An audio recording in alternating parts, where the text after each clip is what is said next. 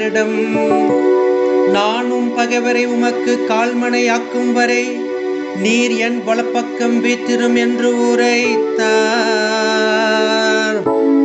வலிமை மிகு உமது செங்கோலை ஆண்டவர் சீயோனிலிருந்து ஓங்க செய்வார். எதிரிகளிடையே ஆட்சி செலுத்தும். மெல்கிசதேக்கின் முறைப்படி நீர் என்றென்றும் குருவே.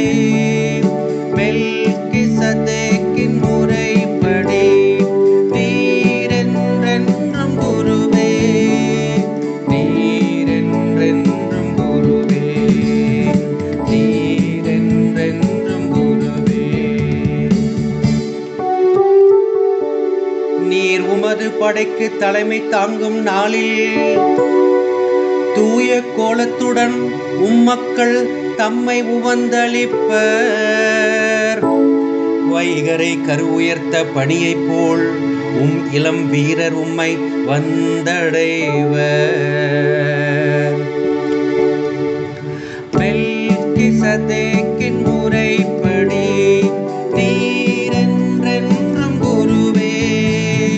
மெல்கிசதேக்கின் முறைப்படி நீர் என்றென்றும் குருவே. நீர் என்றென்றும் குருவே. நீர் என்றென்றும் குருவே. மெல்கிசதேக்கின் முறைப்படி நீர் என்றென்றும் குருவே என்று ஆண்டவர் ஆணையிட்டு சொன்னார். அவர் தம் மனதை மாற்றிக்கொள்வார்.